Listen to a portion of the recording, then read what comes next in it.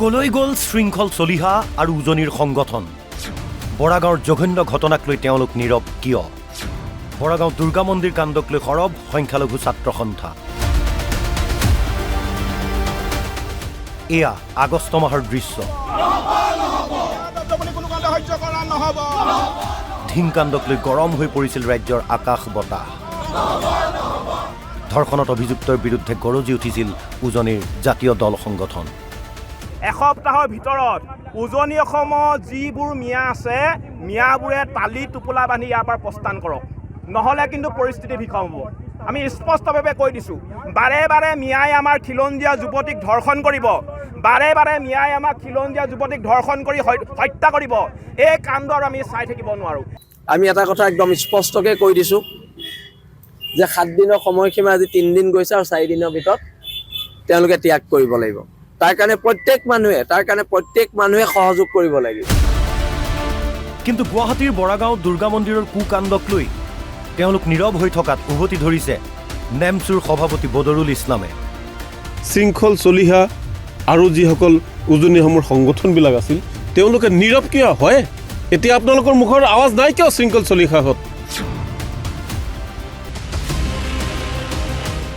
বৰাগাঁৱৰ দুৰ্গা মন্দিৰ প্ৰাংগণত সংঘটিত হৈছিল এই জঘন্য কাণ্ড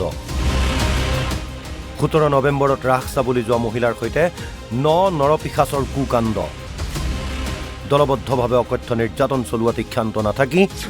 ভিডিঅ' প্ৰস্তুত কৰিছিল সমগ্ৰ ঘটনাৰ সেই ভিডিঅ' ভাইৰেল হোৱাৰ পাছতেই পোহৰলৈ আহে ভয়ংকৰ ঘটনাৰ কথা তাৰ পিছতেই গড়চুক আৰক্ষী অভিযান চলাই গ্ৰেপ্তাৰ কৰে নৰপিশাচক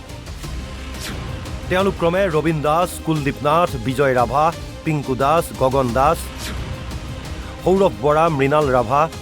দীপাংকৰ মুখীয়া আৰু কৃষ্ণ শৰ্মা আটাইকে কৰা হৈছে গ্ৰেপ্তাৰ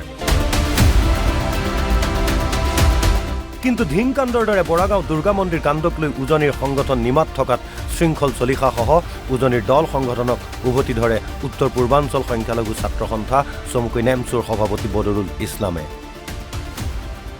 আজি শৃংখল চলিহাত ক'ত গৈছে এই যেতিয়া ধিঙত কিবা হৈছিল তাৰ গইনালৈ মিয়া মুছলমান শ্ৰমিকসকলক যে উজনি অসমত ইমান মাৰপিট কৰিলে ডিব্ৰুগড়ত বিজেপিৰ সভাপতিয়ে মাৰপিট কৰিলে এতিয়া সেই শৃংখল চলিহা আৰু যিসকল উজনি অসমৰ সংগঠনবিলাক আছিল তেওঁলোকে নীৰৱ কিয় হয় এতিয়া আপোনালোকৰ মুখৰ আৱাজ নাই কিয় শৃংখল চলিহাহঁত আজি গুৱাহাটীৰ কাণ্ডটো যদি আপোনালোকে চোৱা নাই ফেচবুক সামাজিক মাধ্যম আৰু টিভিবিলাক চাই বহুত অত্যাচাৰ কৰিলে সংখ্যালঘু লোকসকলক গতিকে এনেকুৱা এটা মানে পৰিৱেশ কিছুমানে গঢ়ি তুলিছে অকল মিয়া মুছলমান এনেকুৱা হ'ব নালাগে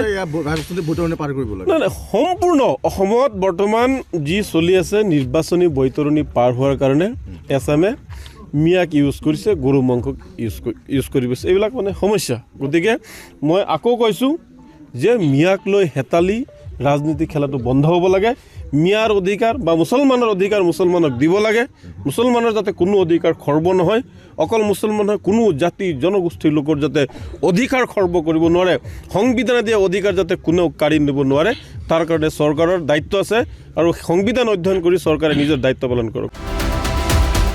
গুৱাহাটীৰ পৰা ধৃতিৰাজ কলিতাৰ সহযোগত পৰ্বতঝোৰাৰ পৰা জিয়াৰুল হকৰ ৰিপৰ্ট অসম লাইভ 24